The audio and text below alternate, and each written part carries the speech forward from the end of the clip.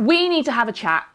We need to have a real good chat with you about birth, because honestly, where are you getting your information for birth from? Because this is an issue that we really have with you. So we have conversations constantly all with the people time who feel that there are a lot of things that they know about birth. Maybe these are people we just meet in passing, or perhaps they're people who come along to our hypnobirthing courses. And the thing that is universal is that people feel that they have a few facts, a little bit of knowledge about birth, and so much of the time it is completely inaccurate. And this is down to where they're getting it from. Most people don't have this view after they've done a birth prep course or after they've come to work with us. But a lot of people will come along to these things thinking that there's a certain date you have to have had your baby by, that certain things in birth are very, very risky. they can't do stuff. They're not allowed to They do have things. to do Oh stuff. my goodness, would they let you do that? And it's very infuriating to us as birth workers, because we are informed about birth. We understand that actually, if you make your own choices and you do what works for you, the risk often doesn't change that much unless you have very significant circumstances, and you will know if that's the case. Perhaps your baby's anatomy isn't where it's supposed to be, in which case perhaps you have to be a little bit more careful with the choices that you make. But for the most part, if you just have a slightly high BMI, or you are 35, God forbid, You old bitch. perhaps in these cases we really have far more choices than we think we do. So one of the issues that we really do have is that people are getting their information from places where the information is not evidence-based. It is maybe evidence-based 50 years ago, but now we have new evidence on said thing. Real evidence. Real evidence.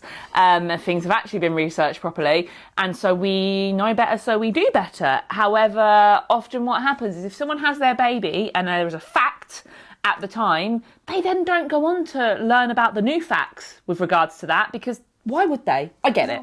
So if your mum, for example, is telling you you have to, your mum is saying, oh, you shave your pubic area You before. shave, you have an enema, and then before your baby is born, they give you a routine episiotomy. That's just how we do it. And we forgive them for thinking that because they've not done it since then. But we have people come to us saying, my mum said I need to shave everything off. No, this isn't actually true at all. Things have moved on since then, fucking thankfully.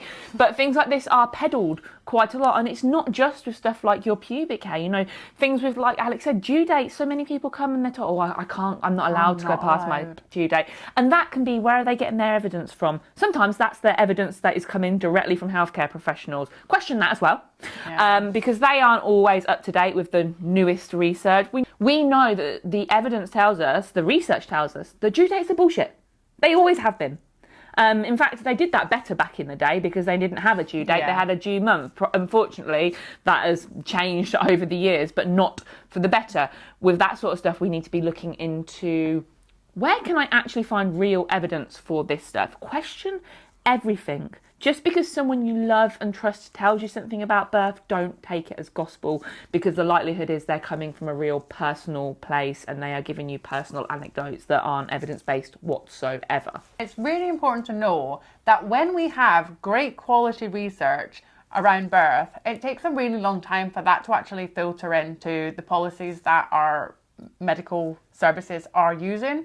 And quite sad but interesting fact is that only around 13% of our maternity policies in this country, the UK, are based on good quality evidence. Now, you would expect that if you are being told that you should do something, recommended to birth in a certain way or in a certain location, that should be based on great quality evidence. Oh, I'm being asked to do this because that's what's safest. But in actual fact, when the evidence is so poor and the policies are mainly based on how can we not be sued, then it starts to skew things, and it stops being about safety and it starts being about what things can we manage, what can we measure. Because if we can measure your blood pressure when you come in, and we can monitor baby constantly, and we can watch over you, then anything that happens as a result of that, we can deal with it. It's fine. We'll just send that person to have a cesarean, or we'll send that baby to NICU after it's born and we'll look after it and we'll get it better. The focus is not so much on what will be a really positive experience for that person who's giving birth, what is going to be a really great start for that baby so that it starts life in a really healthy way. That's not really what our policies are focused on, believe it or not. And often, because we might have our births managed in this way, a lot of people who have previously given birth, particularly if they gave birth in a time where episiotomies were routine and things, they can have a really negative view of birth. And then that can mean that whole families, whole friendship groups feel like birth is a horrible thing we just need to get through. And then we start telling people like, you should just do as you're told, or just go in and have this thing done to you because that's just the way it is. And that just is not accurate at all. So stay out of mum's net. Don't have conversations around the water cooler at work about your birth choices.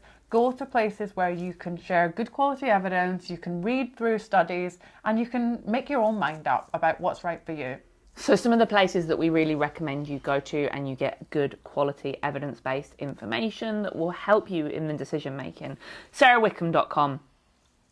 I mean, what that woman doesn't know isn't worth knowing. She's incredible. She's a midwife. She's a researcher. Fantastic. Another person is Dr. Rachel Reed. She is, again, a midwife. She's a researcher. She is so passionate about physiological birth. She writes about amazing things and brings in evidence from lots of different places and breaks it down. She has written some fantastic books.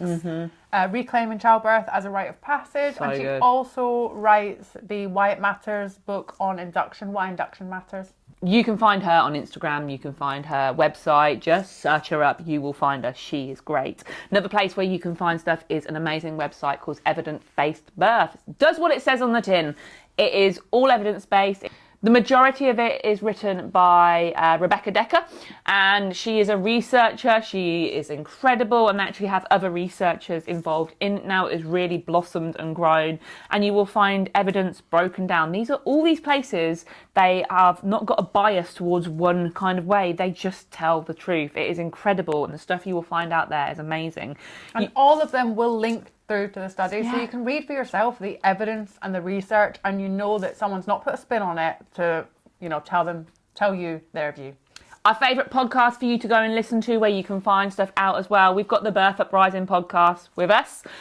We have also got Midwife's Cauldron. That is with Dr. Rachel Reed and Katie Phillips. Yeah, that is an incredible listen as well. They're great guests on there, and they break down all sorts of things. And lovely episode with Sarah Wickham. Fantastic. And another really, really good one to go and listen to is The Great Birth Rebellion with Dr. Melanie. Can't remember her last name. But she is a midwife in Australia. She is very evidence-based as well. Really, really recommend that. There are so many resources out there that you can go to.